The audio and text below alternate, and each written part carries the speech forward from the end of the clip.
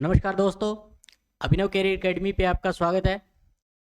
आज अपने चतुर्थ श्रेणी कर्मचारी पर आधारित ये वीडियो रहेगी। इसमें अपने वन लाइनर क्वेश्चन देखने वाले हैं राजस्थान के एकीकरण से संबंधित, और अपने सिलेबस के अकॉर्डिंग जितने भी टॉपिक्स होंगे उन पर अपने वन लाइनर क्वेश्चन ही लेकर आएंगे। और इसका हमारा उद्देश्य जो है वो कम से कम समय के अंदर ज़्यादा से ज़्यादा आपको डेटा हम दे सके। और ये वीडियो आपके लिए बहुत ही ज़्यादा हेल्पफुल रहने वाली है।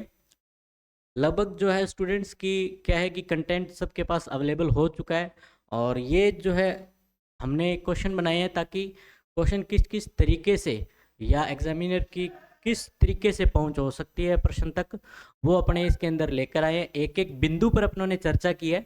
ये आप ज़रूर थोड़ा सा इसको ध्यान से देखिएगा। कम से कम समय के अंदर ज़्यादा से ज़्यादा कंटेंट आपको अवेलेबल करवाया जा रहा है। ठीक है दोस्तों, और इसके अंदर जितने भी टॉपिक्स हैं उन पे सब पे हमारी ये वीडियोस आपके लिए अवेलेबल हो जाएंगी। और सबकी जो है अभी नोट्स जो आपके इसके पीडीएफ के रूप में आपको सबको अवेलेबल करवा दिया जाएगा। और ये क्लास आप ज़रूर देखिए। और दोस्तों, इसके बारे में आपका जो सुझाव है कोई भी, वो आप हमें दे सकते हैं। अपने इस पर अब चर्चा करते हैं एक एक प्रश्नों पर। तो शुरू करते हैं अपने क्वेश्चंस, थोड़ा देखेंगे। आज हमारा एकीकरण पर रहेगा। तो एकीकरण का जो अपने ब्रीफ यहाँ पर थोड़ी सी कुछ जानकारी दे देते हैं कि एकीकरण जो अपने राजस्थान का एकीकरण 7 चरणों में हुआ टोटल। ठीक है, जो कि इसके अंदर 7 चरण थे, जिसमें 3 जो थे 1948 के थे।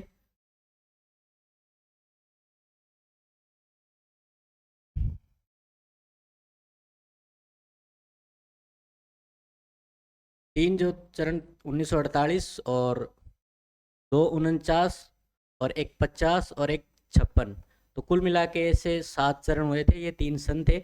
48 3 बार, 2 49, एक 50 और एक 56। ये इस प्रकार से ये सन रहेंगे। तारीखें भी आपको याद करवा दी जाएगी। तो एक एक के बारे में अपने चर्चा करते हैं, कौन से किस क्रम में किसका अपने क्या हुआ, निर्माण हुआ, किस इकाई का निर्माण हुआ है, वो अपने देखेंगे। ठीक है दोस्तों, अब शुरू करते हैं अपने। पहला जो प्रश्न है इसके अंदर, स्वतंत्रता के समय राजस्थान में 19 रियासतें, 3 ठिकाने, 19 रियासतें और 3 ठिकाने तथा एक अंग्रेज शासित प्रदेश, यानी इसको कह सकते हैं केंद्र शासित प्रदेश। इसी को अपने क्या कह सकते हैं, केंद्र शासित प्रदेश भी कह सकते हैं। अंग्रेज शासित मतलब केंद्र शासित।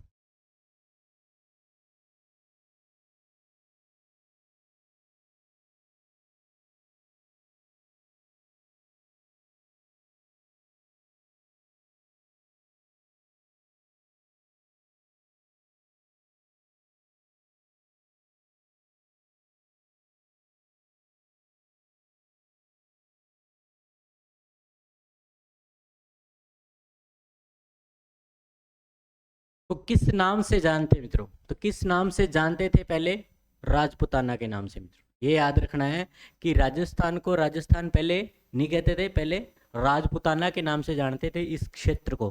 ठीक है, जिसके अंदर 19 तो रियासतें थी, 3 ठिकाने थे और एक अंग्रेज शासित प्रदेश था। जो अंग्रेज शासित प्रदेश क्या था, एक अजमेर मेरवाड़ा था। अजमेर मेरवाड़ा। और जो 3 ठिकाने थे वो थे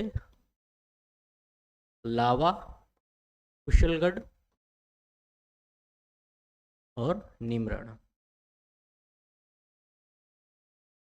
ठीक है, तो ये 3 ठिकाने थे। इसमें देखो, लावा सबसे छोटा है, 2 शब्दों का ही है, सबसे छोटा। कुशलगढ़ सबसे बड़ा। ठीक है, और इसमें शब्द भी सबसे बड़ा है। तो इन 3 ठिकानों में सबसे बड़ा कुशलगढ़ और लावा। ठीक है, इस चीज का ध्यान रखना है। एकीकरण का पूछा जाए भी, कुल कितने चरण थे, तो 7 चरण थे। कुल कितने चरण थे, 7। ठीक है, 3 तो सन जो थे, 3 तो 48 के थे।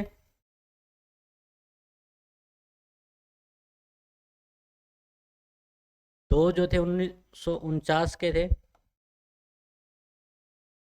एक 1950 में एक चरण, और एक 1956 के अंदर। टोटल ये 7 चरण थे मित्रों। ठीक है, इनकी तारीखें भी याद करेंगे, वो भी अपने देखेंगे। तो एकीकरण के कुल चरण पूछे तो 7 चरण थे मित्रों।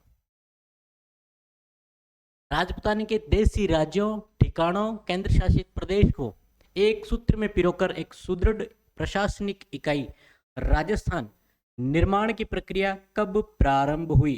देखो, ये लाइन जो इतनी बड़ी है, इसको ऐसे भी बोला जा सकता था, इस लाइन को ऐसे भी बोला जा सकता था कि राजस्थान के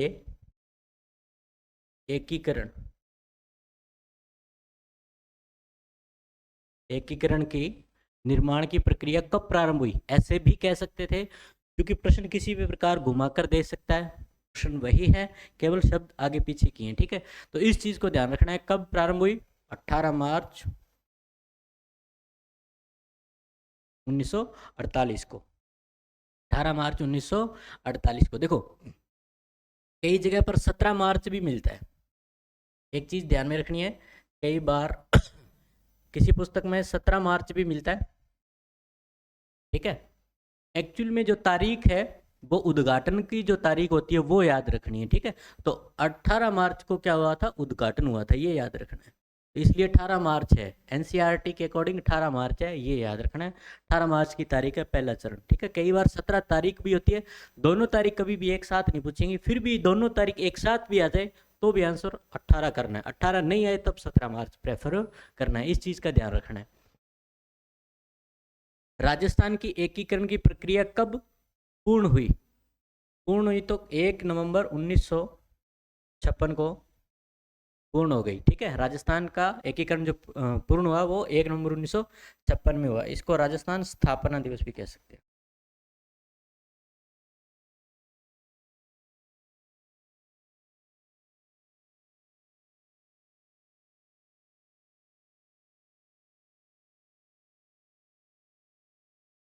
राजस्थान स्थापना दिवस भी कहते हैं। अगर पूछे राजस्थान दिवस तो 30 मार्च।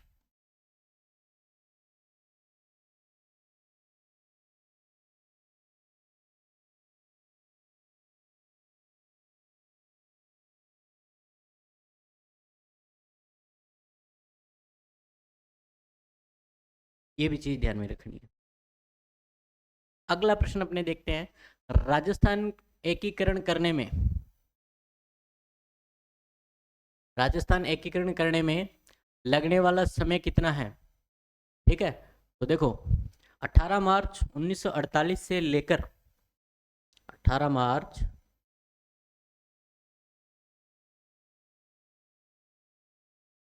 48 से 1 नवंबर 1956 तक कितने वर्ष का समय लगा? आप इसमें से घटाकर देख सकते हैं। 1956 तक तो 8 वर्ष 7 माह, 8 वर्ष 7 माह और 14 दिन। 8 वर्ष 7 माह और 14 दिन। ठीक है मित्रों, ये याद रखना है। राजस्थान राजपूताने का वह प्रथम शासक जिसने छोटे बड़े राज्यों को मिलाकर एक बड़ी इकाई बनाने का प्रयास किया। ठीक है, प्रयास किया ताकि वे अपने अस्तित्व को क्या रख सके? जिंदा रख सके। ठीक है, ऐसा प्रयास सबसे पहले किसने किया? तो मेवाड़ के महाराणा भूपाल सिंह ने। ठीक है, मेवाड़ के महाराणा भूपाल सिंह ने यह प्रयास सबसे पहले किया था कि अपने क्या करते हैं भी, सबसे पहले राजस्थान यूनियन बनाने का इन्होंने प्रस्ताव रखा था। ये एकीकरण के समय एकमात्र दिव्यांग थे। एकीकरण के समय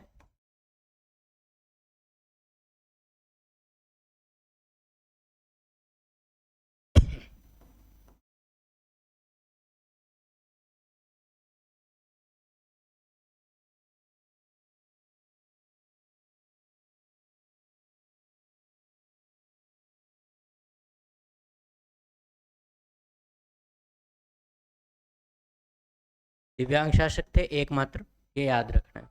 वो कौन थे? महाराणा भूपाल सिंह था, ये याद रखना।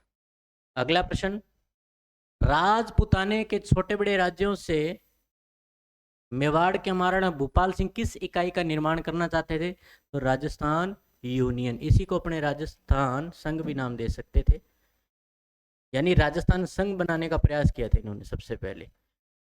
और इनमें एग्री कौन कौन नहीं हुई थी? तो बड़ी जो रियासतें थी ना वो एग्री नहीं हुए थे। जयपुर और जोधपुर जैसी बड़ी रियासतें हैं, उन्होंने इसके अंदर क्या नहीं रखा?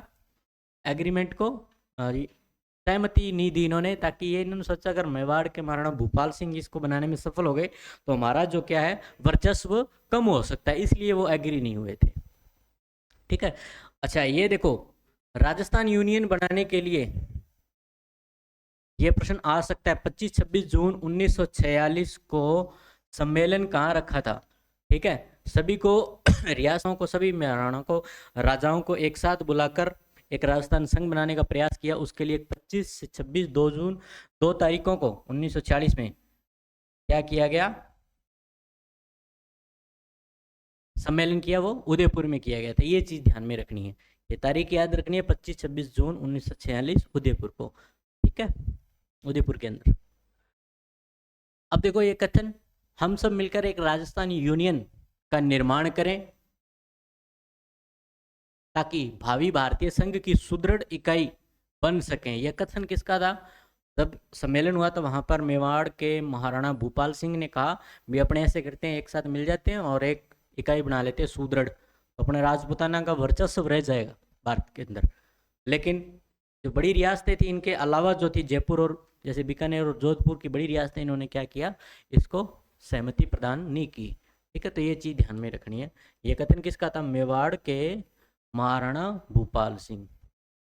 ये एकमात्र दिव्यांग शासक थे एकीकरण के समय, ये याद रखना है। महाराणा भूपाल सिंह ने राजस्थान यूनियन के उद्देश्य को मूर्त रूप देने के लिए किसे अपना संवैधानिक सलाहकार नियुक्त किया था? ये याद रखना है, बहुत इंपॉर्टेंट है, संवैधानिक सलाहकार। ठीक है, संवैधानिक सलाहकार वही होगा जिसको कानून का ज्ञान होगा। ठीक है, तो कन्हैयालाल माणिक्यलाल मुंशी इसका क्या है आंसर। कई बार इसको के एम मुंशी लिखते हैं शॉर्टकट में, ये याद रखना है। इनको संवैधानिक सलाहकार बनाया था। राजस्थान यूनियन के महाराणा भूपाल सिंह के प्रस्ताव को किन राज्यों ने अस्वीकार कर दिया था? तो देखो ये जो मेजर जो रियासतें थी, जयपुर जोधपुर बीकानेर, जयपुर जोधपुर बीकानेर, कैसे याद रखोगे? जयपुर जोधपुर बीकानेर। जब भी मिलने की बात होती थी तो ये नहीं मिलते थे, तो जब भी क्या होता था, यानी जयपुर जोधपुर और बीकानेर जब भी, ठीक है, जब भी मिलने की बात करते तो ये क्या करते, ना कर देते, ऐसे याद रख लेना। तो राजस्थान यूनियन को प्रस्ताव जो था अस्वीकार किसने किया था? जयपुर जोधपुर और बीकानेर ने। अब देखो रियासती सचिवालय की स्थापना कब की गई? रियासती सचिवालय की स्थापना कब की गई? यह याद रखना, 5 जुलाई 1947। यह प्रश्न पूछा जा चुका है। 5 जुलाई 1947 को रियासती सचिवालय की स्थापना की गई। देखो इसकी किसकी अध्यक्षता में की गई? तो ये याद रखना, सरदार वल्लभ भाई पटेल। सरदार वल्लभ भाई पटेल, ठीक है ना, ये याद रखना किसकी अध्यक्षता में की गई? तो सरदार वल्लभ भाई पटेल के अध्यक्षता में। अगर इनका सचिव पूछे तो वीपी मेनन था। ठीक है, रियासती सचिवालय का सचिव पूछे तो वीपी मेनन, वापेला पंगुनी मेनन।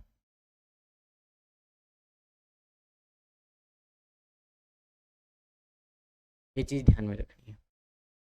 स्वतंत्र भारत में अलग अस्तित्व रखने के लिए रियासती सचिवालय का मापदंड क्या था? ये चीज ध्यान में रखनी है कि कौन अलग रह सकता है। रियासती सचिवालय ने एक मापदंड निर्धारित किया था, अभी कौन सी रियासतें अलग रह सकती हैं। तो उसके लिए एक उनको क्या चाहिए था, एक जनसंख्यिकी आंकड़ा चाहिए था कि कितनी जनसंख्या हो कि वह राज्य अलग रह सकता है। ठीक है, और कितनी उनकी इनकम हो, तो इनकम और जनसंख्या के आधार पर ही अलग रह सकती थी। तो वह आंकड़ा क्या था? वार्षिक आय 1 करोड़ रुपए होनी चाहिए कम से कम, और जनसंख्या होनी चाहिए कम से कम 10 लाख। कम से कम क्या होनी चाहिए? 10 लाख जनसंख्या होनी चाहिए। ठीक है मित्रों, इसलिए क्योंकि 10 लाख आंकड़ा क्यों रखा गया? क्योंकि संविधान के अंदर कम से कम 10 लाख व्यक्ति पर एक प्रतिनिधि जरूर होना चाहिए उस राज्य से, इसलिए ये 10 लाख रुपए 10 लाख जनसंख्या रखा भी, कम से कम 10 लाख जनसंख्या तो होनी ही चाहिए, इसलिए 10 लाख का आंकड़ा रखा है। रियासती सचिवालय के मापदंड अनुरूप को पूरा करने के लिए कौन से वाली देखो कौन सी रियासतें जी जो थी रियासती सचिवालय को मापदंड को पूरा करती थी, जो ठीक है, जिनका यानी जनसंख्या फुलफिल हो रही थी 10 लाख और एक उनकी इनकम 1 करोड़ से ऊपर जो थी, वो 4 रियासतें थी। ठीक है, जयपुर, जोधपुर, उदयपुर, जयपुर, जोधपुर, उदयपुर और एक बीकानेर, ये याद रखना है, जयपुर, जोधपुर और बीकानेर।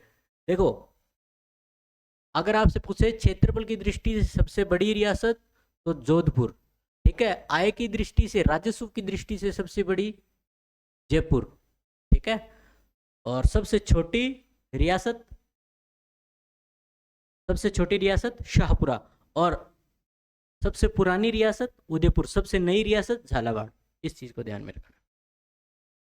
राजपूताना संघ बनाने का प्रयास किस शासक द्वारा किया गया, ये बहुत इंपॉर्टेंट है। राजपूताना संघ, अगर पूछे राजस्थान संघ बनाने का प्रयास किसने किया तो मेवाड़ के महाराणा भूपाल सिंह। अगर राजपूताना संघ बनाने का प्रयास किसने किया, जयपुर के महाराजा सवाई मान सिंह सेकंड। अब जयपुर के महाराजा सवाई मान सिंह सेकंड अब देखो, जब पहले राजस्थान संघ बनाने का प्रयास मेवाड़ के महाराणा भूपाल सिंह ने किया था तो जयपुर, जोधपुर, बीकानेर ने मना कर दिया था। तो अब जयपुर वाले अगर बनाना चाहेंगे राजस्थान संघ तो क्या उदयपुर महाराणा मानेंगे क्या? बिल्कुल नहीं मानेंगे। तो ये भी क्या हो गया था, असफल हो गया था। इस चीज को भी ध्यान में रखना है। और इसके लिए जो मीटिंग की गई थी वो जयपुर के अंदर ही की गई थी, याद रखना। राजपूताना संघ बनाने के उद्देश्य से कहाँ सम्मेलन किया गया, तो ये भी आ गया कहाँ पर, जयपुर के अंदर। ठीक है, जो जिस राज्य का प्रतिनिधित्व करेगा वो वहीं पर मीटिंग बुलाने की कोशिश करेगा, मेरे यहाँ पर आके ये बनाया जाए। हाड़ौती संघ या संयुक्त संघ, संयुक्त राजस्थान बनाने का प्रयास किसने किया था? तो देखो हाड़ौती क्षेत्र के अंदर 3 रियासतें थी, कोटा, झालावाड़ कोटा, झालावाड़ और बूंदी। और इनमें सबसे ज्यादा प्रभावशाली रियासत कौन थी? कोटा थी। तो कोटा के भीम सिंह ही क्या करेंगे, इसको बनाने का प्रयास करेंगे, हाड़ौती संघ को। ठीक है, तो ये 3 रियासतों को मिलाकर बनाना चाहते थे, जैसे कोटा, बूंदी और झालावाड़ को मिलाकर संयुक्त राजस्थान बनाने का प्रयास कर रहे थे। क्योंकि बूंदी के शासक, क्योंकि बूंदी पुरानी रियासत थी कोटा से, तो इसलिए बूंदी के शासक कोटा के अंडर में आना ही नहीं चाहते थे। तो ये भी असफल हो गया बनने में। अगला प्रश्न, वागड़ संघ बनाने का प्रयास किसने किया? देखो वागड़ क्षेत्र के अंदर डूंगरपुर, बांसवाड़ा, तो इसमें प्रभावशाली रियासत डूंगरपुर थी। वागड़ संघ बनाने का प्रयास किसने किया? डूंगरपुर महारावल लक्ष्मण सिंह। ठीक है, डूंगरपुर महारावल लक्ष्मण सिंह, इन्होंने वागड़ संघ बनाने का प्रयास किया। ये भी क्या हो गया, असफल हो गया वागड़ संघ भी। ठीक, एक चीज बहुत ही बढ़िया, बीकानेर के महाराजा शार्दुल सिंह, बीकानेर के महाराजा शार्दुल सिंह हैं, किस राज्य को बीकानेर राज्य में मिलाना चाहते थे? तो किस राज्य को मिलाना चाहते थे? लोहारू राज्य को। ये बहुत ही इंपॉर्टेंट है, ये प्रश्न आ सकता है कि बीकानेर के जो राजा थे ना, वो भी खुद अलग से अपना राज्य बनाना चाहते थे, एक अलग इकाई बन जाए और हम हमारे अंदर शामिल हो जाए। कौन सा राज्य? लोहारू राज्य। दोस्तों ये लोहारू राज्य किधर है? तो लोहारू राज्य जो है सरसा हिसार के आसपास का एक क्षेत्र था लोहारू, और वहाँ की जो रियासत थी, यहाँ पर मुस्लिम राज्य था एक, यहाँ पर क्या था, एक मुस्लिम शासक था। देखो बंटवारे के समय यहाँ पर बीकानेर के राजा ने इस राज्य के अल्पसंख्यकों को संरक्षण प्रदान किया था मारकाट की टाइम। ठीक है, तो इसलिए ये मित्र था, मुस्लिम शासक था यहाँ पर लोहारू राज्य में। ये चीज़ ध्यान में रखना है, लोहारू राज्य को अपने अंदर मिलाना चाहता था, लेकिन भारत सरकार के दबाव के कारण लोहारू राज्य इसमें बीकानेर में सम्मिलित नहीं हुआ। तो ये भारत सरकार की थोड़ी सी एक नीति थी कि लोहारू राज्य बीकानेर में न मिले, नहीं तो ये क्या हो जाएगी, फिर एक स्वतंत्र इकाई बन जाएगी बीकानेर अलग से। और भारत सरकार ये चाहती थी कि पूरा एक राजस्थान में बीकानेर को शामिल कर दिया जाए। अगर लोहारू राज्य मिल जाता तो ये रियासत बड़ी हो जाती, एक बड़ा राज्य बन जाता, बड़ी इकाई बन जाती, तो फिर ये स्वतंत्र रह जाता। अब देखिए एक कथन है, आपने बताना है किसने कहा ये कथन। देखो, यदि कोई नरेश, इसमें कथन है यदि कोई नरेश यह सोचता है कि ब्रिटिश परम उच्च सत्ता उसको हस्तांतरित कर दी जाएगी, तो यह उसकी क्या होगी, भूल होगी। क्या होगी भाई, भूल। कहने का मतलब ये सरदार वल्लभ भाई पटेल ने स्पीच दी थी, कहते परम परम उच्च सत्ता तो केवल क्या है भाई, जनता में निहित है। तो सरदार वल्लभ भाई पटेल ने डायरेक्ट स्पष्ट ही बोल दिया, कोई ये चाहता है, राजा ये सोच रहा हो भी ब्रिटिश सत्ता डायरेक्ट ही उनको दे दी जाएगी अपनी अपनी, और फिर वो अपने अपने राज करें, तो ऐसा तो होगा नहीं, ये तो सोचो ही मत। ठीक है, तो ये वल्लभ भाई पटेल का ही कथन था। कहता है ऐसा तो दिमाग में ही नहीं लाना अपने। ठीक है, तो कुछ राज्य जो अपना बनाना भी चाहते थे, तो भारत सरकार ने नीतिगत इनको मिलने भी नहीं दिए, ताकि ये एक अलग अपना वर्चस्व ना स्थापित कर ले, इसलिए। फिर से एक कथन है कि भारतवर्ष में किसी राज्य को स्वतंत्र रहने का अधिकार नहीं देंगे। यदि कोई बाहरी शक्ति किसी भी राज्य की स्वतंत्रता को मान्यता देती है, तो वह भारत का शत्रु समझी जाएगी। तो ऐसा ये कथन किसका है, ये पंडित जवाहरलाल नेहरू का है। क्या भी, पंडित जवाहरलाल नेहरू का ये कथन है कि कोई ये स्पीच दी उन्होंने, ये कथन कहा भी किसी भी राज्य को, पहली बात तो हम अलग रहने ही नहीं देंगे यार, सीधी सी बात ये है। अगर कोई रहना, किसी कोई भी बाहर का स्टेट है जो ये इसकी स्वतंत्रता को मान्यता देता है, तो फिर वो इंडिया का क्या माना जाएगा, शत्रु समझा जाएगा। ठीक है, अगला प्रश्न, 23 जुलाई 1947 को लॉर्ड माउंटबेटन ने देशी राज्यों के समामेलन के लिए कितने प्रपत्र तैयार करवाए? तो कितने प्रपत्र करवाए? 2। ठीक है, लॉर्ड माउंटबेटन। माउंटबेटन को क्या कहते हैं भी, मन बांटन भी कहते हैं भी। ठीक है ना, मन बांटन योजना यानी बंटवारे की योजना। तो लॉर्ड माउंटबेटन के 2 प्रपत्र तैयार करवाए, जिसके अंदर एक तो वो राज्य हस्ताक्षर करेंगे जैसे कि जैसे हैं यथावत रह सकते हैं, ठीक है, स्वतंत्र यानी स्टैंड स्टिल एग्रीमेंट, और एक जो कि विलय हो जाए और उनका अस्तित्व खुद का समाप्त हो जाएगा। ऐसे 2 प्रपत्र तैयार करवाए। तो एक तो इंस्ट्रूमेंट ऑफ एक्सेशन, ठीक है ना, इंस्ट्रूमेंट ऑफ एक्सेशन को क्या कहते हैं अपने, विलय पत्र कहते हैं, सम्मिलन पत्र कहते हैं। क्या कहते हैं भी, सम्मिलन पत्र या विलय पत्र कहते हैं। और एक stand still agreement, stand still का मतलब है जैसे कि जैसे ही रहना। ठीक है, तो वो 2 प्रपत्र तैयार करवाए कि इन 2 में आपको किसी न किसी को तो साइन, किसी न किसी पे साइन करना ही पड़ेगा। तो इंस्ट्रूमेंट ऑफ एक्सेशन जो है विलय पत्र है, ठीक है, जिस पर हस्ताक्षर कर कर कोई भी शासक भारत संघ के अंदर विलय हो सकता है और उसका उसके बाद में कोई भी स्वतंत्र अस्तित्व नहीं रहेगा। स्टैंड स्टिल में साइन करेगा तो वो क्या रहेगा, स्वतंत्र रहेगा। और स्वतंत्र रहने के लिए क्या मापदंड था, 10 लाख और 1 करोड़ इनकम थी वार्षिक, 10 लाख जनसंख्या होनी चाहिए थी, ये था।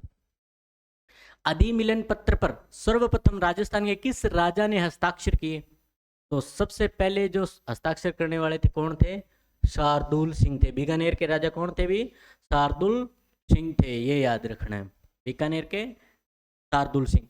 इन्होंने कब हस्ताक्षर किए, 7 अगस्त को। कब किए, 7 अगस्त 1947 को। जोधपुर के महाराजा ने 9 अगस्त को किए और लास्ट में धौलपुर ने 14 अगस्त को किए। ठीक है, ये याद रखना है। तो बीकानेर के शार्दुल सिंह ने विलय पत्र पर हस्ताक्षर कब किए, 7 अगस्त 1947 को। ठीक है, ये याद रखना है, 7 अगस्त 1947 को। राजस्थान के एकीकरण के समय सबसे अंत में हस्ताक्षर किसने किया, तो धौलपुर के शासक उदयभान सिंह ने किया। किसने किया भी, उदयभान सिंह ने। इन्होंने कब किया था भी, 14 अगस्त को किया, एक दिन पहले अगस्त आजादी से 1947। आइए अगला प्रश्न आ भी गया कि धौलपुर के शासक उदयभान सिंह ने अधिमिलन पत्र, यानी इसी को क्या कहते हैं, विलय पत्र कहते हैं। अधिमिलन को क्या कहते हैं, विलय पत्र। इसी को कहते हैं इंस्ट्रूमेंट ऑफ एक्सेशन। ठीक है, और इसी को कहते हैं समामेलन पत्र या सम्मिलन पत्र।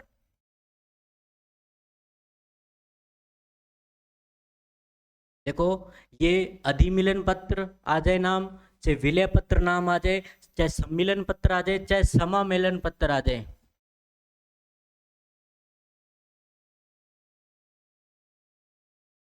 ये याद रखना, ये सारे के सारे किसके नाम है? विलय पत्र के ही नाम है।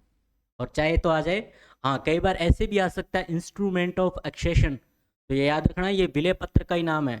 कई बार आ जाए भी इंस्ट्रूमेंट ऑफ एक्सेशन पर सबसे पहले हस्ताक्षर किसने किए? तो शार्दुल सिंह ने किए। इस चीज को ध्यान में रखना है। जोधपुर महाराजा हनुमंत सिंह ने अधिमिलन पत्र पर हस्ताक्षर कब किए? तो अधिमिलन पत्र पर जोधपुर महाराजा ने 9 अगस्त 1947 को किए थे। कब किए थे? 9 अगस्त 1947 में। अगला प्रश्न देखो, अगला प्रश्न है कि मेरी कथन है, ये किसने कहा? ये चीज ध्यान में रखना है। कहते मेरी इच्छा तो मेरे पूर्वजों ने ही निश्चित कर दी थी, यदि वे थोड़े भी डगमगाए होते तो वे हमारे लिए हैदराबाद जितनी ही रियासत छोड़ जाते। उन्होंने ऐसा नहीं किया और न मैं ऐसा करूंगा। ठीक है, तो मैं तो हिंदुस्तान के साथ हूं। यह कथन किसने कहा? तो ये किसने कहा था अभी? ये मेवाड़ के महाराणा भूपाल सिंह ने कहा था। ठीक है, ये याद रखना। मेवाड़ के महाराणा भूपाल सिंह ने और जोधपुर महाराजा हनुमंत सिंह को कहा था। ये चीज ध्यान में रखना। एक्चुअल में ऐसा क्यों कहा उन्होंने? कि जो जोधपुर के महाराजा हनुमंत सिंह है वो भोपाल के नवाब के थोड़ा सा क्या हो गए थे भी, संपर्क में आ गए थे। उदयपुर के और सॉरी धौलपुर के और जोधपुर के जो राजा थे वो भोपाल के नवाब के कांटेक्ट में आ गए थे। और वो किस में इच्छा, धीरे धीरे किस में इच्छा कर रहे थे अभी, तो ये असमंजस में थे कि हमने पाकिस्तान में मिले या हिंदुस्तान में। तब मेवाड़ के महाराणा को ये सोच रहे थे अगर ये उधर मिल जाए ना, अपने साथ पाकिस्तान में हो जाए, तो अपने सारे सारे उधर चले जाएंगे।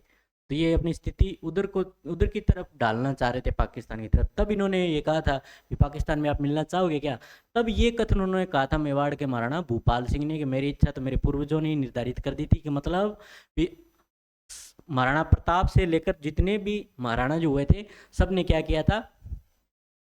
स्वतंत्रता के लिए ही लड़ाई लड़ी थी। इसलिए इन्होंने ये कथन कहा था कि अपने हिंदुस्तान के साथ हैं। ठीक है, अगर वे थोड़े भी डगमगाए होते, देखो युद्ध करते रहे तो क्या हुआ, इनकी रियासत टूटती रही। और आप जानते हैं भारत की सबसे बड़ी रियासत कौन थी? हैदराबादी थी।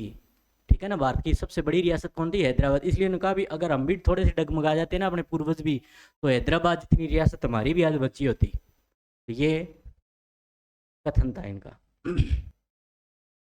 फिर से कथन। अब देखो एक्चुअल में क्या है, कोई काम अच्छा करना भी चाहता है ना, उसको करने देना भी नहीं चाहते कोई लोग। तो बीकानेर के जो राजा ने क्या कहा था इन्हें, हनुमंत सिंह से ये पूछ लिया कि मेवाड़ तो एक ऐसी रियासत थी जो मुगलों के सामने नहीं झुकी, आज वही रियासत कांग्रेस सरकार के सामने सर्वप्रथम कैसे झुक रही है? अब लो, ये भी कमेंट कर दिया उन्होंने।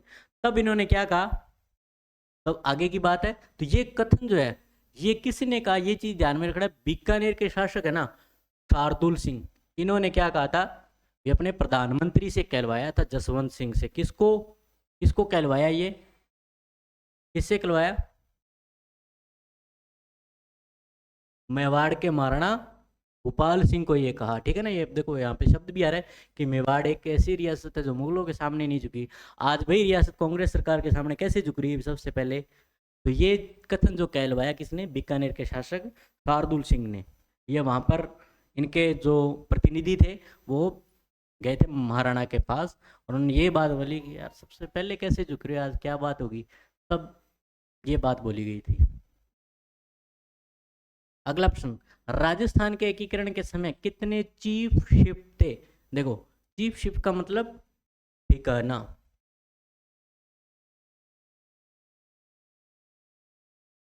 कितने ठिकाने थे? ठीक है, ठिकानों को क्या कहते हैं? नॉन सैल्यूट स्टेट कहते हैं। क्या कहते हैं अभी? नॉन सैल्यूट स्टेट, यानी जहाँ के प्रशासक को कोई भी तोप की सलामी नहीं जाती थी, इसलिए नॉन सैल्यूट स्टेट। ठीक है, ये 3 ठिकाने थे, कुशलगढ़, लावा और निमराना, याद रखना। लावा सबसे छोटी, लावा सबसे छोटा था और ये कुशलगढ़ सबसे बड़ा।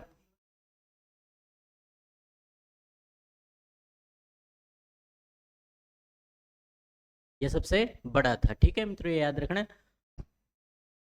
राजस्थान के 3 ठिकाने थे। अगला प्रश्न, राजस्थान के एकीकरण के समय कौन सा चीफ कमिश्नरी प्रांत, कौन सा चीफ कमिश्नरी प्रांत था, तो अजमेर मारवाड़ा तो जो क्या था अभी, चीफ कमिश्नरी प्रांत था। देखो चीफ कमिश्नरी प्रांत का मतलब यहाँ का प्रशासक कमिश्नर होता था, ठीक है ना।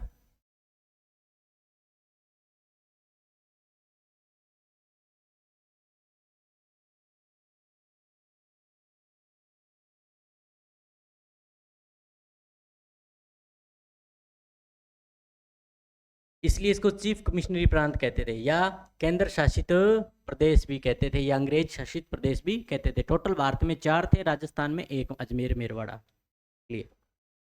राजस्थान के एकीकरण के समय कितनी मुस्लिम रियासतें थी? अब देखो, अगर तो शब्द आ जाए राजस्थान में कितनी मुस्लिम रियासतें थी, तो एकमात्र थी टोंक। एकमात्र क्या थी? टोंक। अगर आ जाए एकीकरण के समय राजपुताने में कितनी रियासतें थी, तब 2 थी। इस चीज को और ध्यान में रखना है। पालनपुर एक दूसरी रियासत थी जो कि मुस्लिम रियासत थी, ठीक है। टोंक और पालनपुर। अगर आ जाए राजपुताना में कितनी मुस्लिम रियासतें थी, तो 2 थी। और राजस्थान के पूछे तो 1 टोंक। क्लियर। अब देखो, क्षेत्रफल की दृष्टि से राजस्थान की सबसे बड़ी रियासत मारवाड़ है। सबसे बड़ी रियासत मारवाड़, सबसे छोटी रियासत शाहपुरा, ठीक है, क्षेत्रफल की दृष्टि से। आय की दृष्टि सबसे बड़ी जयपुर, आय की दृष्टि सबसे छोटी शाहपुरा, ठीक है, कमाई के जरिए से। सबसे पुरानी मेवाड़, सबसे नवीन झालावाड़। इस चीज को ध्यान में रखना है। जनसंख्या की दृष्टि से राजस्थान के एकीकरण के समय सबसे बड़ी रियासत कौन थी? तो जयपुर थी। जनसंख्या की दृष्टि से भी सबसे बड़ी यही थी। अगला प्रश्न जो है, एकीकरण के समय राजस्थान की क्षेत्रफल की दृष्टि सबसे छोटी रियासत तो कौन सी है भी? शाहपुरा रियासत है। कौन सी है? शाहपुरा रियासत। अगला प्रश्न, एकीकरण के समय राजस्थान की जनसंख्या की दृष्टि से सबसे छोटी रियासत। देखो, जनसंख्या की दृष्टि से भी सबसे छोटी रियासत कौन है? शाहपुरा है। और क्षेत्रफल की दृष्टि से भी सबसे छोटी रियासत कौन है? शाहपुरा। याद रखना है। सर्वाधिक वार्षिक आय वाली भी रियासत कौन सी है? जयपुर। सर्वाधिक जनसंख्या वाली भी रियासत कौन सी है? जयपुर। अगला प्रश्न क्या आया है? एकीकरण के समय राजस्थान की सर्वाधिक वार्षिक आय वाली रियासत तो जयपुर। एकीकरण के समय राजस्थान की न्यूनतम वार्षिक आय वाली रियासत कौन सी है? शाहपुरा। एक चीज और ध्यान में रखना है कि एकीकरण के समय राज्य का क्षेत्रफल की दृष्टि से सबसे बड़ा चीफ शिप कौन है? कुशलगढ़। देखो कैसे याद रखोगे इसमें, लावा, कुशलगढ़, निमराना, इन तीनों में से सबसे बड़ा नाम किसका है? कुशलगढ़ का है। तो कुशलगढ़ ही सबसे बड़ी ठिकाना था। ये वर्तमान में बांसवाड़ा के अंदर है। इस चीज को ध्यान में।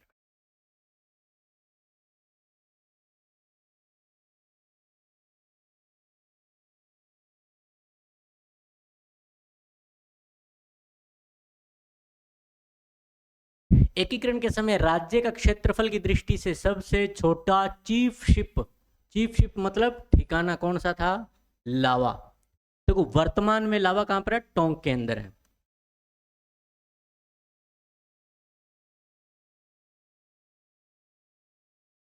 अगर पूछे वर्तमान में लावा कहां है, तो टोंक के अंदर है। लेकिन अगर पूछे लावा चीफ शिप का विलय किस राज्य में किया गया था, तो जयपुर में किया गया था। इस चीज को ध्यान में रखना, ठीक है ना। लावा का विलय किस में किया गया था? जयपुर राज्य में।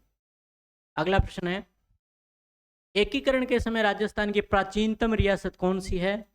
मेवाड़ या उदयपुर। कौन सी भी? मेवाड़ या उदयपुर। और नवीनतम झालावाड़। राजस्थान की नवीनतम रियासत थी झालावाड़, ठीक है, झालावाड़। अगला प्रश्न, 15 अगस्त 1947 के समय, देखो 15 अगस्त के समय देखो, किन 4 रियासतों ने स्वतंत्र रहने की घोषणा की थी? तो ये 4 रियासत थी, भरतपुर, जोधपुर, अलवर और डूंगरपुर। देखो 3 तो पुर हैं, 3 पुर हैं, और तीनों पुरों में एक वर है, ठीक है। याद रखना है, 3 पुर है, तीनों पुरों में एक वर है। डूंगरपुर, भरतपुर, जोधपुर। डूंगरपुर, भरतपुर, जोधपुर, एक वर है क्या? अलवर, ठीक है, एक वर क्या है? अलवर। तो ये 4 रियासतों ने क्या कहा था? हम अकेले ही रहेंगे, मतलब स्वतंत्र रहेंगे। इन्होंने स्वतंत्र रहने की घोषणा की थी। पर लेकिन स्वतंत्र कैसे रह सकते हैं? ठीक है, जनसंख्या और आय का एक आंकड़ा था, उसके आधार पर ही स्वतंत्र रह सकती थी कोई कई। अगला प्रश्न, 18 मार्च 1948 के प्रथम चरण का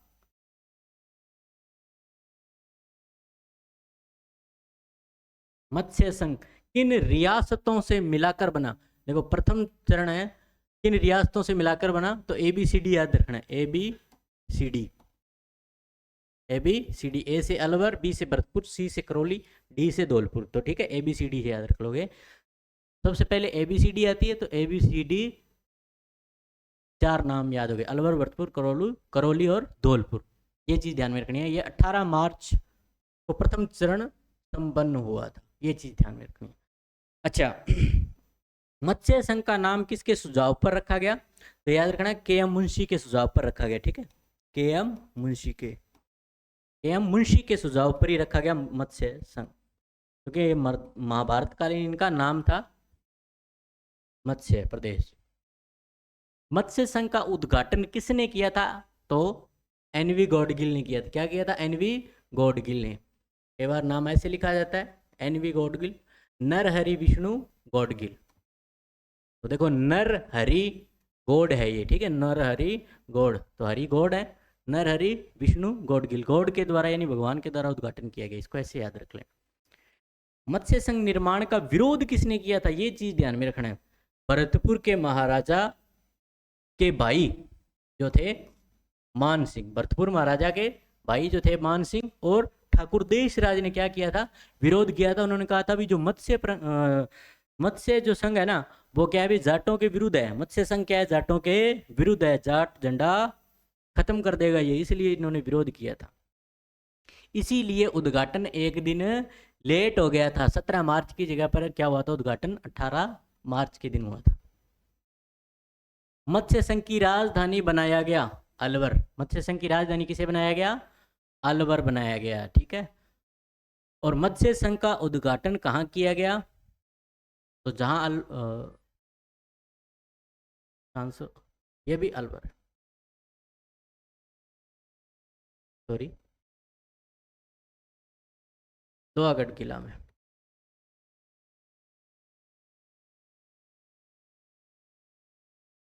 उद्घाटन कहाँ किया गया? लोहागढ़ दुर्ग के अंदर किया गया। इस चीज को ध्यान में रखना है।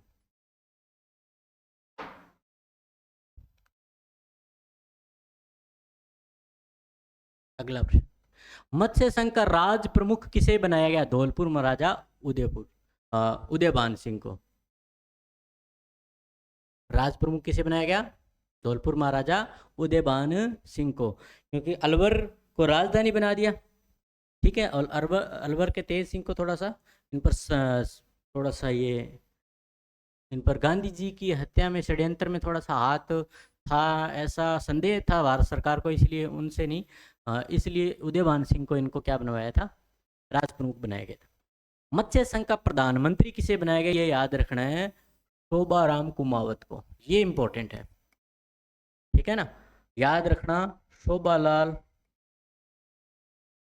गुप्ता नहीं करना है आंसर में, शोभालाल गुप्ता नहीं करना है, शोभालाल गुप्ता नहीं करना है, इस चीज को ध्यान में रखना है।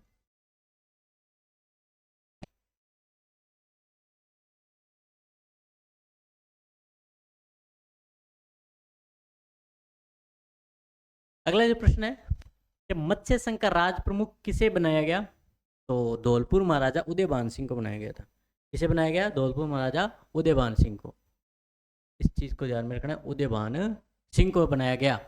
ठीक है, इतना याद रखना है। और मत्स्य संघ का प्रधानमंत्री किसे बनाया गया? शोभाराम कुमावत को।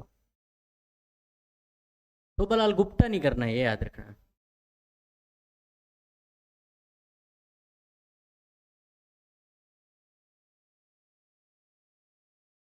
शोभालाल गुप्ता नहीं करना है, इस चीज को ध्यान में रखना है।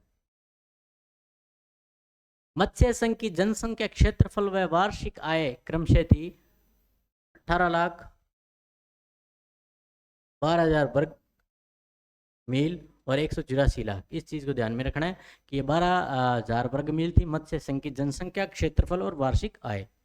25 मार्च 1948 को एकीकरण के दूसरे चरण से निर्मित इकाई जो है कौन सी है? तो ये राजस्थान संघ है। इसको राजस्थान संघ कहते हैं, राजस्थान यूनियन कहते हैं, या पूर्वी राजस्थान कहते हैं?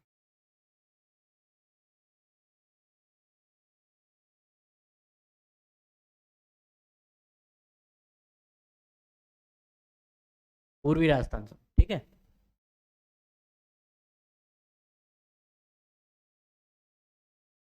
ठीक है, पूर्वी राजस्थान संघ है, ये चीज ध्यान में रखना। अगला प्रश्न, राजस्थान संघ का उद्घाटन किसने किया? नरहरि विष्णु गौडगिल, नरहरि विष्णु गौडगिल ने, ठीक है। तो एनवी गौडगिल।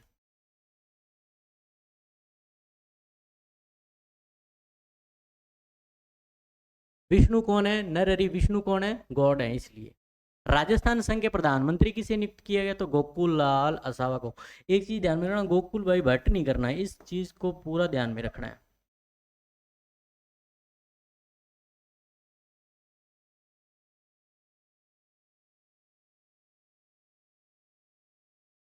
गोकुल भाई भट्ट नहीं करना है, इस चीज को ध्यान में रखना है। राजस्थान संघ इकाई किन रियासतों व ठिकानों के सम्मिलन से बना है? तो पूर्वी राजस्थान के जितने भी जिले, सॉरी, रियासतें थी,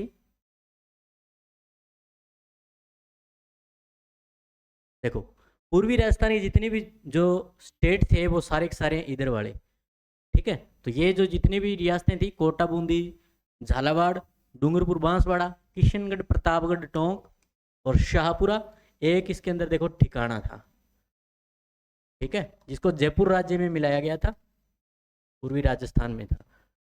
कुशलगढ़ ठिकाना, ये जो कि वर्तमान में बांसवाड़ा के अंदर, पूर्वी राजस्थान के जितने भी स्टेट थे उनका एकीकरण किया गया था। तो ये चीज है, ये याद रखना। कोटा बूंदी के कई बार इनको वैसे ट्रिक से भी याद कर सकते हैं, जैसे इसको झाड़ू, ऐसे भी याद कर सकते हो, बाबू, झाड़ू बाबू, इको प्रशाटो, ये सारे के सारे ऐसे याद कर सकते हो, ठीक है। झालावाड़, डूंगरपुर, बांसवाड़ा, बूंदी, किशनगढ़, कोटा, प्रतापगढ़, शाहपुरा, टोंक, तो ये सारी की सारी जो है रियासतें याद कर सकते हो ऐसे। राजस्थान संघ द्वितीय चरण की राजधानी क्या थी? द्वितीय चरण की राजधानी क्या थी भी? कोटा थी, ठीक है। द्वितीय चरण की राजधानी क्या थी? कोटा थी। अगला प्रश्न, राजस्थान यूनियन का राज प्रमुख, देखो, राज प्रमुख उसे ही बनाया जाएगा जो सबसे ज्यादा प्रभावशाली होगा। तो इन सभी रियासतों में सबसे प्रभावशाली शासक कौन था? कोटा था, इसलिए कोटा के महाराव को क्या बनाया गया? राजस्थान यूनियन का राज प्रमुख बनवाया गया। एकीकरण के समय बूंदी के शासक कौन थे? ठीक है, तो बूंदी के शासक राव बहादुर सिंह थे। कौन थे भी? राव बहादुर सिंह, ये याद रखना। एकीकरण के समय राव बूंदी के शासक कौन थे भी? राव बहादुर सिंह। देखो, उदयपुर के महाराणा को शामिल होने के लिए किन्होंने प्रोत्साहित किया था? तो राव बहादुर सिंह ने ही किया था प्रोत्साहित उसमें मिलने के लिए। अगला प्रश्न, मैं अपने डेथ वारंट पर हस्ताक्षर कर रहा हूं, ये किसका कथन था? ये बांसवाड़ा के चंद्रवीर सिंह ने किया था, ये याद रखना। ये प्रश्न पूछा गया है कि मैं अपने डेथ वारंट पर हस्ताक्षर कर रहा हूं, ये किसका कथन है? तो ये बांसवाड़ा के चंद्रवीर सिंह। अगला प्रश्न, मेवाड़ महाराणा भूपाल सिंह ने औपचारिक रूप से राजस्थान संघ में विलय की घोषणा कब की? देखो, ये इंपॉर्टेंट थी। घोषणा कब की इन्होंने? 28 मार्च 1948, 28 मार्च 1948। मेवाड़ महाराणा भूपाल सिंह ने क्या किया? औपचारिक रूप से राजस्थान संघ में विलय की घोषणा कब की है? 28 मार्च 1948 के अंदर विलय होने की घोषणा की है मेवाड़ के महाराणा भूपाल सिंह ने। और जब इन्होंने घोषणा की तो पूरे भारत में क्या मच गई? खलबली मच गई मित्रों। अगला प्रश्न, संयुक्त राजस्थान का गठन कब किया गया? संयुक्त राजस्थान मतलब तीसरा चरण है, ठीक है। 18 अप्रैल 1948 को, 18 अप्रैल 1948 को। तो हमने 3 चरण किए, कौन कौन से? 18 मार्च प्रथम चरण 1948, फिर 25,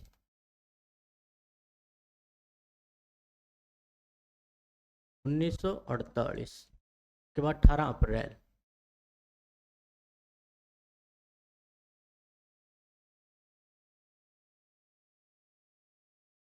ये 3 चरण, ये फर्स्ट, ये सेकंड, ये थर्ड, ठीक है। ये मत्स्य संघ, ठीक है, ये पूर्वी राजस्थान संघ या राजस्थान संघ, और ये संयुक्त राजस्थान, ठीक है। 18 मार्च 1948 संघ, सॉरी, राजस्थान संघ में उदयपुर का विलय कर किस नई इकाई का निर्माण किया गया, याद रखना। राजस्थान संघ में, यानी जो दूसरे चरण में राजस्थान संघ बना था, उसके अंदर उदयपुर को मिलाकर कौन सी इकाई बनी गई, संयुक्त कर दिया था, यानी उसमें किसको संयुक्त किया, युक्त कर दिया, यानी मिला दिया, तो ठीक है, इसलिए संयुक्त Rajasthan, United state of Rajasthan, United state of Rajasthan इसे नाम दिए गए, याद रखना। ये भी पूछा जा सकता है, संयुक्त Rajasthan, United state of Rajasthan, इस प्रकार से भी नाम लिखा मिल सकता है। अगला प्रश्न, संयुक्त राजस्थान का निर्माण एकीकरण के कौन से चरण में हुआ, तो संयुक्त राजस्थान का जो चरण था वो कौन सा था, तीसरा चरण था, ठीक है। संयुक्त राजस्थान या यूनाइटेड स्टेट ऑफ राजस्थान, ये तीसरा चरण था। एकीकरण के तीसरे चरण संयुक्त राजस्थान या यूनाइटेड स्टेट ऑफ राजस्थान का उद्घाटन किसने किया था, पंडित जवाहरलाल नेहरू ने किया था, ये याद रखना। किया उद्घाटन किसने किया, पंडित जवाहरलाल नेहरू ने। कहां पर किया, ये याद रखना, उदयपुर के अंदर।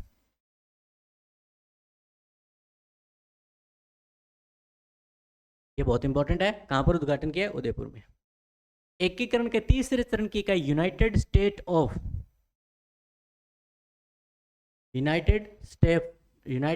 ऑफ राजस्थान की राजधानी क्या थी, उदयपुर, ठीक है, क्या थी भी, उदयपुर, ये याद रखना है।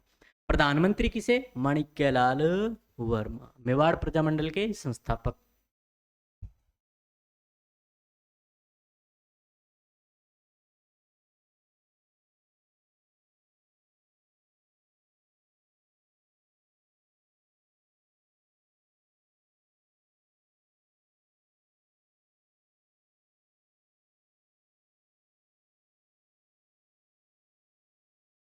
मेवाड़ प्रजामंडल के संस्थापक। संयुक्त राजस्थान का राज प्रमुख बनाया गया मेवाड़ महाराणा भूपाल सिंह को, ये याद रखना। देखो, इनमें सबसे शक्तिशाली जो शासक कौन थे, मेवाड़ के महाराणा भूपाल सिंह थे, तो उन्हें ही बनाया जाएगा राज प्रमुख, ठीक है। और उपराज प्रमुख कोटा के, देखो उदयपुर के बाद शक्तिशाली रियासत उसमें थी कोटा वाली, तो उसको उपराज प्रमुख बना दिया। उसके बाद कनिष्ठ उपराज प्रमुख बनाए गए थे 2 को, ठीक है। इतना नहीं पूछता, हाँ इतना पूछ सकता है भी, संयुक्त राजस्थान का उप राज प्रमुख किसे बनाया, भीम सिंह को। एकीकरण के समय संयुक्त राजस्थान का क्षेत्रफल कितना था, ये याद रखना, 27,977। कैसे याद रखोगे, 27,977 वर्ग मील, ठीक है, ये याद रखना। और संयुक्त राजस्थान की वार्षिक आय कितनी थी, तो 3.16 करोड़ थी, 3.16 करोड़। जबकि मत्स्य संघ की कितनी थी, जबकि मत्स्य संघ की थी 184 लाख, यानी 1.84 करोड़। अगला प्रश्न, राजस्थान के एकीकरण में चतुर्थ चरण कौन सा है, ठीक है, चतुर्थ चरण है कौन सा, बृहत राजस्थान, विशाल राजस्थान या ग्रेटर राजस्थान, ठीक है। तो ये 3 नाम आ सकते हैं, इसको चतुर्थ चरण कहते हैं, ठीक है। ये 30 मार्च 1949 को, ठीक है। बृहत राजस्थान का गठन कब किया गया, देखो इसको ग्रेटर राजस्थान क्यों कहा गया, क्योंकि इस समय यहाँ पर कौन कौन सी रियासतें शामिल होगी, इसमें जयपुर, जोधपुर, बीकानेर, जैसलमेर, बीकानेर और जैसलमेर, ये 4 बड़ी रियासतें थी, ठीक है, बड़ी यानी विशाल रियासतें शामिल हुई, इसलिए इसको विशाल राजस्थान कहा गया, ठीक है, 30 मार्च 1949 को। तो इसलिए तो मुख्य रूप से राजस्थान बन गया था, इसलिए इसको क्या कहते हैं, राजस्थान दिवस कहते हैं 30 मार्च को।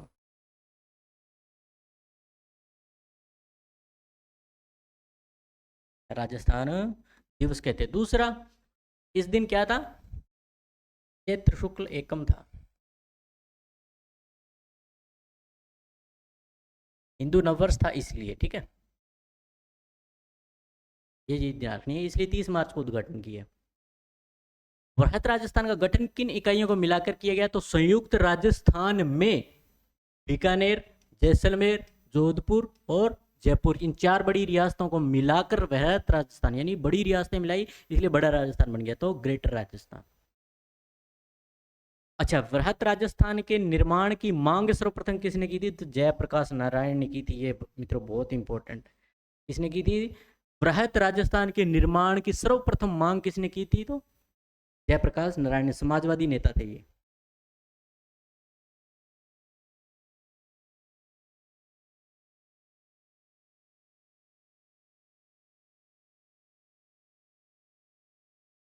समाजवादी नेता थे। अगला प्रश्न, जयपुर, बीकानेर, जैसलमेर और मध्य प्रदेश को संयुक्त राजस्थान में विलय कर वृहत राजस्थान के निर्माण का परामर्श किसने दिया? इन्होंने क्या भी, एक तो जो मध्य प्रदेश फर्स्ट चरण का बना पड़ा है, एक तो प्रथम चरण का बना पड़ा है, और एक जयपुर, बीकानेर और जैसलमेर, ठीक है, ऐसे जो राजस्थान था, कहते हैं भी ये वाली जो रियासत है इन्होंने कहा, ये जो प्रदेश है ना, इसको क्या बना देते हैं अपने, इसको अपने क्या बना देते हैं? वृहत राजस्थान। इतना इतना प्रदेश, यानी 3 इकाइयों में बांटना चाह रहे थे इसको, राजस्थान को अपने को, ठीक है, वृहत राजस्थान, इतना इतना जो हिस्सा है। तो ये किसने की थी? राम मनोहर लोहिया ने वृहत राजस्थान निर्माण किस प्रकार से की थी? बीकानेर और जयपुर और जैसलमेर को मध्य प्रदेश के साथ मिलाकर बनाने की ये परामर्श रखा था इन्होंने। अगला प्रश्न, राजस्थान की रियासतों को 3 इकाइयों के रूप में रखने का परामर्श किसका था? तो वीटी कृष्णमाचारी। वीटी कृष्ण, एक ये और एक ये, 3 अक्षर हो गए, इसलिए 3 इकाइयों में बांटने का जो किसने कहा गया था? तो वीटी कृष्णमाचारी द्वारा ये कहा गया था।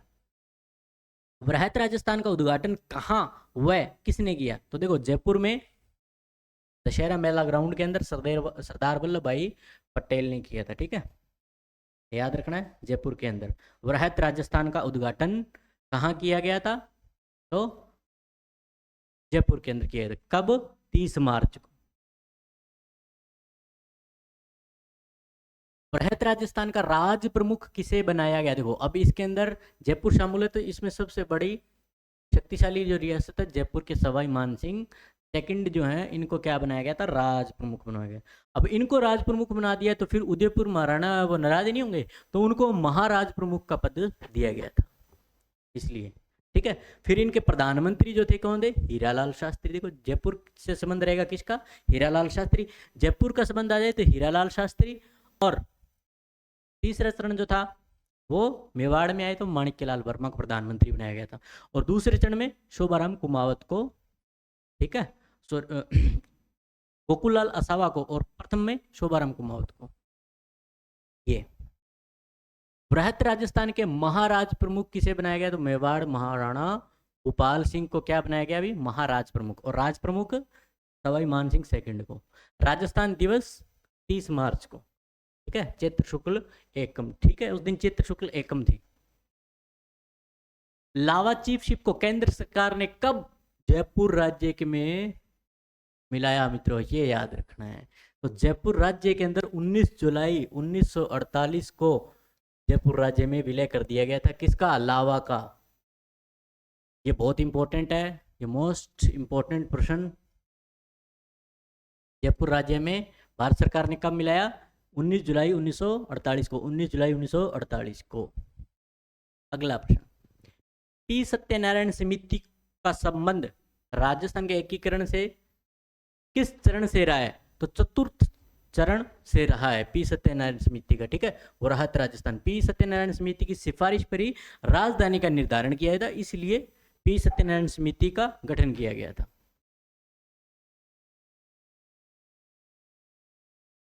ये बीच में प्रश्न, फांसी को गले से लगाने वाले, ये एकीकरण, ये प्रश्न नहीं है एकीकरण का। तो वैसे फिर भी मैं आपको बता देता हूँ, ये एकीकरण का प्रश्न नहीं है, बीच में 2-3 प्रश्न जो इसमें डाल दिए। तो राजस्थान के हेमू कलानी जो है ना, ये सबसे कम उम्र में जिनको फांसी लगाई गई थी वो सरदार शहर चूरू के थे। फिर भी मैं आपको बता देता हूँ, इसका एकीकरण से कोई संबंध नहीं है, 1857 की क्रांति से यह प्रश्न टाइपिंग से हो गया है ऐसे, ये कोई बात नहीं। तांत्या टोपे के साथ क्रांतिकारी कार्यक्रम बच्चों में महिलाओं ने भी भाग लिया, तो ये टोंक है। ये 2-3 प्रश्न इसके अंदर आ चुके हैं, चलो कोई बात नहीं, आप देख लीजिए। किस स्थान पर तांत्या टोपे की क्रांतिकारी कार्यवाही में बच्चों और महिलाओं ने भी भाग लिया, तो वो टोंक था। राजस्थानी किन सैनिक छावनियों में प्रत्यक्ष रूप से विद्रोह भाग नहीं लिया, तो ब्यावर और खेरवाड़ा ये है रियासतें छावनी उदयपुर। और 1857 की क्रांति के समय अजमेर के कमिश्नर थे डिक्सन। कौन थे भी अजमेर के कमिश्नर? डिक्सन। हाँ, अब आया आपका एकीकरण का प्रश्न। ये 2-4 प्रश्न थे बीच में। राजस्थान एकीकरण का 5वां चरण संयुक्त बृहत्तर राजस्थान का गठन कब किया गया? देखो 5वें चरण का गठन कब किया गया? 15 मई 1949 को। 15 मई 1949 को। देखो प्रथम चरण जो था 18 मार्च 1948। 348 के हैं, 348 के सन है, 249 के हैं सन, और एक 50 का है, और एक 1956 का है। ऐसे हैं ये सन, ठीक है। एक 18 मार्च 1948, एक 25 मार्च 1948, फिर 18 अप्रैल 1948। कैसे याद रखोगे? 348, 48, 249, 49, 1 50 और 1 56। कैसे याद रखोगे? 18, 25, 18, यानी 18 मार्च 1948, 25 मार्च 1948, फिर 18 आया तो अप्रैल में है ये 18 मार्च 1948। उसके बाद 30 मार्च चौथा चरण, 30 मार्च 1949 राजस्थान दिवस। फिर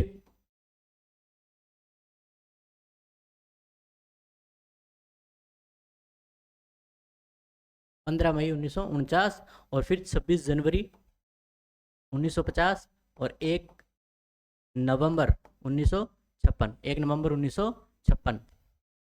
अगला प्रश्न, राजस्थान एकीकरण में धौलपुर व भरतपुर रियासतों में इसमें विलय होने की इच्छा जाहिर की थी। तो इन्होंने जो धौलपुर रियासत के राजा थे ना, धौलपुर और भरतपुर के, वो किस में शामिल होना चाहते थे? तो उत्तर प्रदेश के अंदर शामिल होना चाहते थे। लेकिन जनता किस में शामिल होना चाहती थी? जनता राजस्थान में शामिल होना चाहती थी, ठीक है। क्योंकि इसका कल्चर, देखो कुछ जो कल्चर है ना इसका यूपी के टच का है, तो यूपी में शामिल होना भी चाहती थी, ठीक है। ये मेजर, लेकिन मुख्य रूप से राजस्थान में।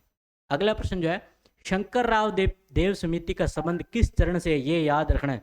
शंकर राव देव समिति 5वें चरण से, ठीक है। शंकर राव देव समिति का संबंध किस चरण से है? 5वें चरण से। संयुक्त बृहत्तर राजस्थान, संयुक्त बृहत्तर राजस्थान। देखो इसको ऐसे भी नाम लिया जा सकता है प्रश्न के अंदर, United state of greater Rajasthan. संयुक्त बृहत्तर राजस्थान। संयुक्त का मतलब यूनाइटेड, बृहत्तर का मतलब ग्रेटर राजस्थान, ठीक है। संयुक्त united state of greater Rajasthan. Shankar Rao Deo समिति का संबंध 5वें चरण से रहा है। और शंकर राव देव समिति में अध्यक्ष सहित कितने सदस्य थे? ये याद रखना, 3। शंकर राव देव समिति में अध्यक्ष सहित कितने सदस्य थे? 3 सदस्य थे। तो इसमें जो अध्यक्ष थे वो कौन थे? शंकर राव देव। अन्य R.K. सिद्धावा और प्रभुदयाल। R.K. सिद्धावा और प्रभुदयाल, ये टोटल 3 सदस्य थे। अध्यक्ष पूछे शंकर राव देव समिति किसकी अध्यक्षता में बनी? तो शंकर राव देव। और अन्य सदस्य पूछे तो R.K. सिद्धावा और प्रभुदयाल, ठीक है। ये चीज ध्यान में रखनी है। पी सत्यनारायण समिति कितने सदस्यीय समिति थी? तो पी सत्यनारायण समिति जो थी वो 3 सदस्यीय समिति थी। कितनी थी? 3 सदस्यीय। पी सत्यनारायण समिति ने क्या की थी? राजधानी निर्धारित की थी। इसमें 3 सदस्य थे। अध्यक्ष पी सत्यनारायण थे। अध्यक्ष कौन थे? पी सत्यनारायण थे। और वी विश्वनाथन क्या थे? अन्य सदस्य। और एक बी.के. गुहा अन्य सदस्य थे। P Satyanarayana, V Viswanathan, B K. Guha जो थे क्या? अन्य सदस्य। अगला प्रश्न, राजस्थान एकीकरण का 6वां चरण राजस्थान संघ। राजस्थान संघ, यूनाइटेड राजस्थान कब बना? देखो राजस्थान संघ आ जाए या यूनाइटेड राजस्थान आ जाए, ये चीज ध्यान में रखना है। कब बना? 26 जनवरी 1950। अगर पूछे संवैधानिक तौर से राजस्थान का नाम कब मिला? तो संवैधानिक तौर से राजस्थान एकीकरण में राजस्थान शब्द प्रयोग हुआ है छठे चरण के अंदर। अगर आपसे प्रश्न पूछ ले सीधे एकीकरण में राजस्थान के लिए राजस्थान नाम कब प्रयुक्त कर लिया, तो दूसरे चरण में राजस्थान नाम प्रयोग कर लिया था, लेकिन संवैधानिक तौर से राजस्थान छठे चरण के अंदर 26 जनवरी 1950 संवैधानिक तौर पे नाम मिला राजस्थान। अब देखो 26 जनवरी 1950 में राजस्थान के 18 देशी राज्यों के साथ किन क्षेत्रों को सम्मिलित किया गया? किन देशी, देखो 18 देशी राज्य कौन से थे? टोटल तो वैसे 19 रियासतें थी, तो फिर 18 ही क्यों लिए? इसमें एक सिरोही शामिल नहीं है, इसमें कौन सा नहीं है? अभी सिरोही शामिल नहीं है एक बार, ठीक है ना। तो 18 के साथ सिरोही शामिल हुआ, तब जाके 19 हो गई टोटल, ठीक है। तो किन क्षेत्रों को सम्मिलित किया गया? सम्मिलित नहीं किया गया, ये याद रखना। सिरोही के आबू और देलवाड़ा, इनको सम्मिलित नहीं किया।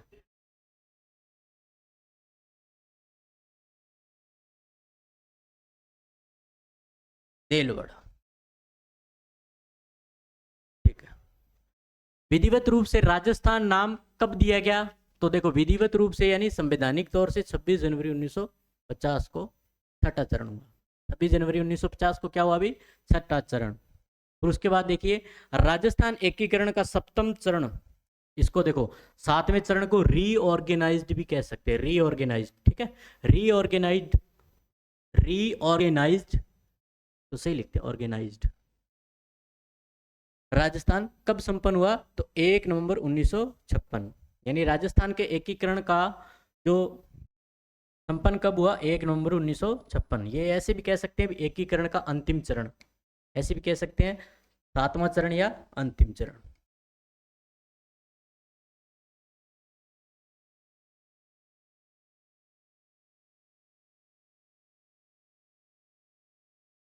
अंतिम चरण, ठीक है, अंतिम चरण भी कह सकते हैं।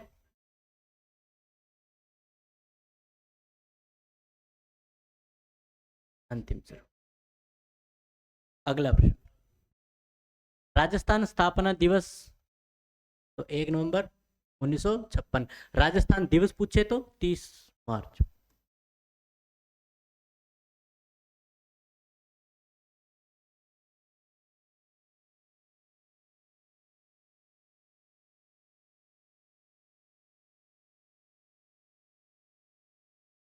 राज्य पुनर्गठन आयोग संबंध किस चरण से है? तो देखो राज्य पुनर्गठन आयोग का संबंध किससे? अभी 7वें चरण से और अंतिम चरण से कह सकते हैं, अंतिम चरण, ठीक है। राज्य पुनर्गठन आयोग का संबंध किससे है? अंतिम चरण से या 7वें चरण से। राज्य पुनर्गठन आयोग या स्टेट रीऑर्गेनाइजेशन कमीशन भी आ सकता है इसका नाम, ऐसे भी याद रखना है। राज्य पुनर्गठन आयोग, कई बार ये स्टेट रीऑर्गेनाइजेशन कमीशन नाम आ जाए आपको, सर हमें तो करवाया ही नहीं है, ऐसा कुछ हमने पढ़ा ही नहीं कभी। तो राजस्थान पुनर्गठन आयोग का नाम रीऑर्गेनाइजेशन कमीशन के नाम से भी आ सकता है। स्टेट रीऑर्गेनाइजेशन कमीशन की स्थापना कब की गई? 22 दिसंबर 1953 में की गई। कब की गई? 22 दिसंबर 1953 के अंदर की गई, याद रखना है। और राजस्थान पुनर्गठन आयोग का अन्य नाम क्या था? फैजल अली आयोग था। क्यों था? क्योंकि राजस्थान पुनर्गठन आयोग के अध्यक्ष कौन थे?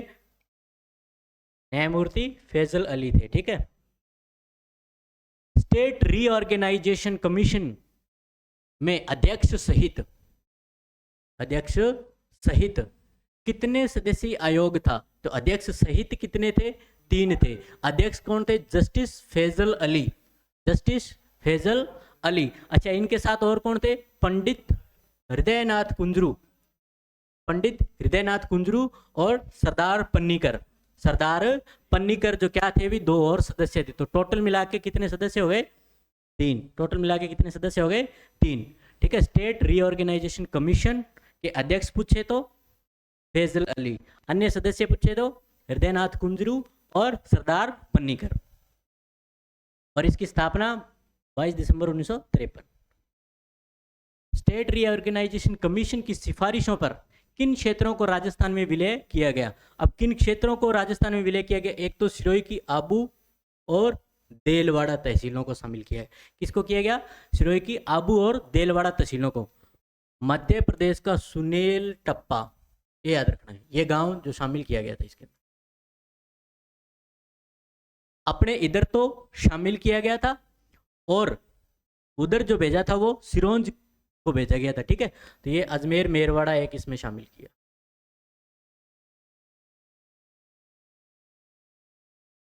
सिरोंज क्षेत्र।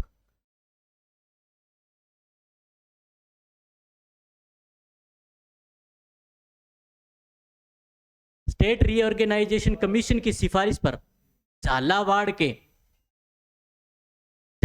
किस क्षेत्र को मध्य प्रदेश में शामिल किया गया है? तो मध्य प्रदेश में भेजा है उधर। देखो, इधर जो लेकर आए हैं वो सुनील टप्पा लेकर आए हैं, उधर जो भेजा वो सिरोंज क्षेत्र को दिया है। झालावाड़ का क्षेत्र था सिरोंज क्षेत्र, वो मध्य प्रदेश में दिया है। इस चीज को ध्यान में रखना है। एकीकरण से पूर्व भारत कितनी श्रेणियों में वर्गीकृत था? तो 4 श्रेणियों में था, ABCD में था। किस में था भी? ABCD, यानी ऐब है, सैद है।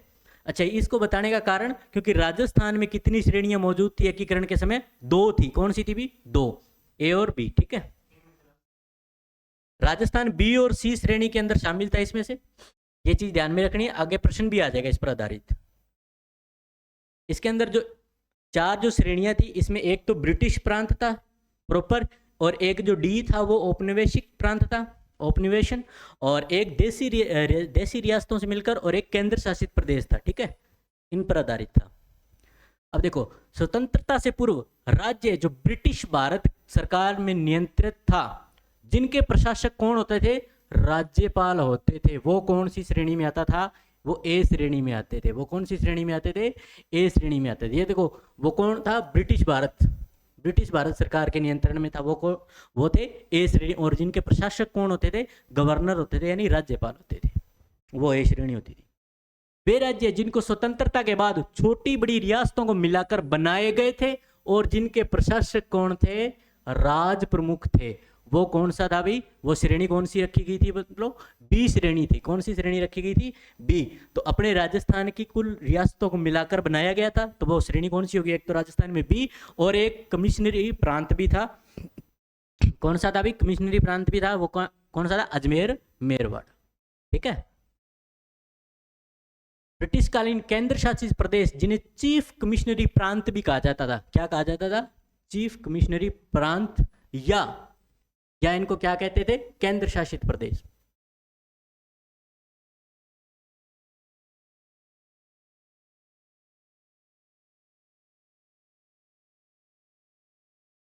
या केंद्र शासित प्रदेश भी कहते थे।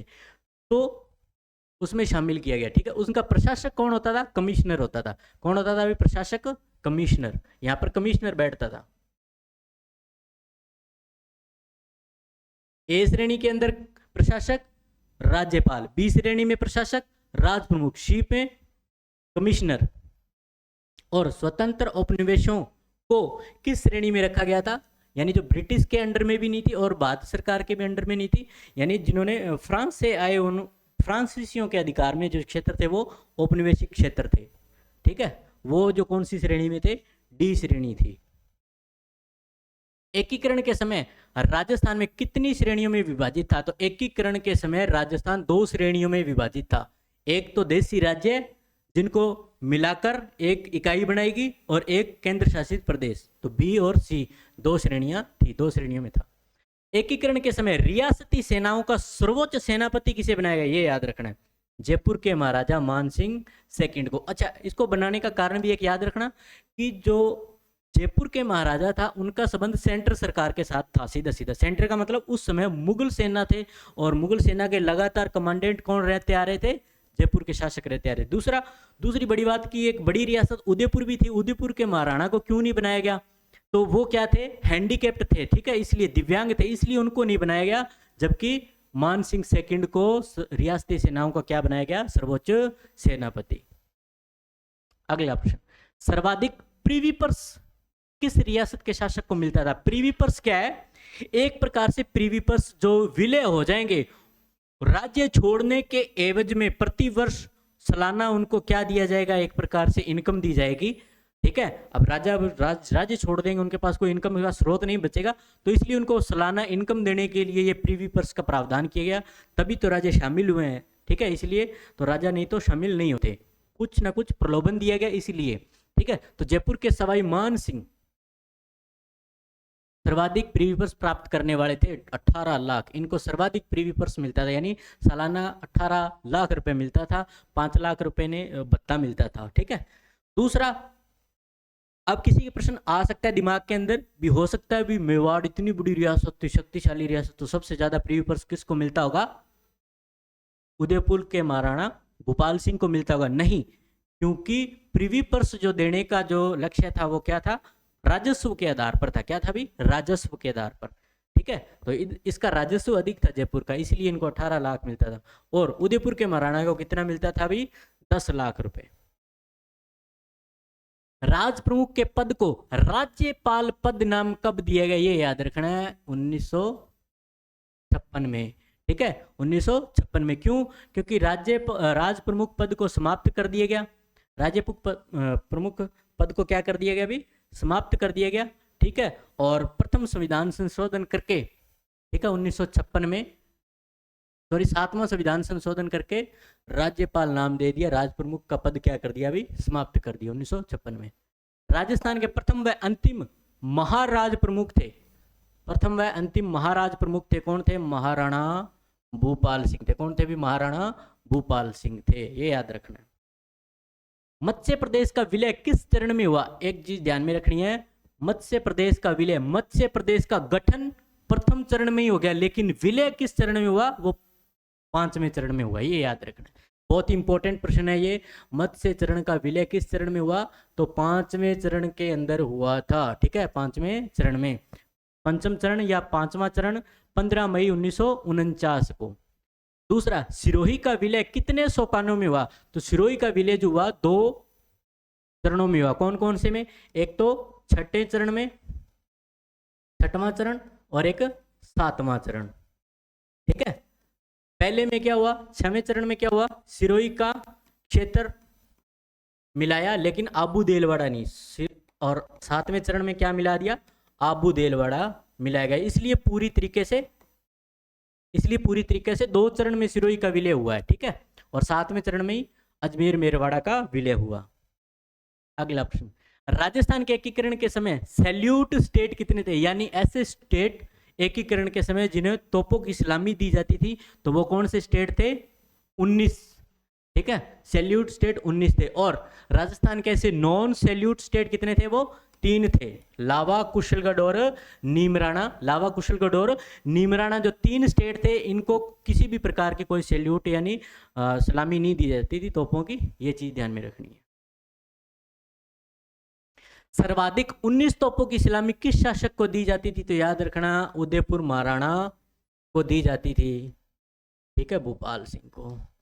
एकीकरण के समय, अंतिम समय में, बस जब तक उदयपुर महाराणा को सर्वाधिक।